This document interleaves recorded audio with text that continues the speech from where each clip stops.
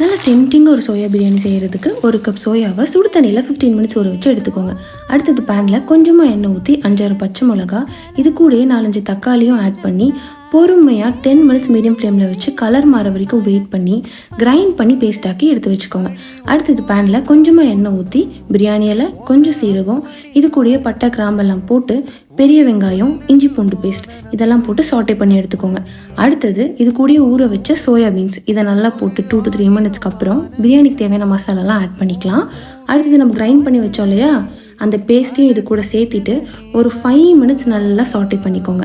இப்போது தலைன்னு கொத்தமல்லி புதினாவை இது மேலே தூவிட்டு நம்ம ஊற வச்ச பாஸ்மதி ரைஸையும் ஆட் பண்ணி இதுக்கு தேவையான அளவு தண்ணி ஊற்றி 20 மினிட்ஸ் மீடியம் ஃப்ளேமில் மூடி வச்சு எடுத்துக்கோங்க. இறக்குறப்போ மறக்காமல் 2 ஸ்பூன் நெய் சேர்த்திக்கோங்க.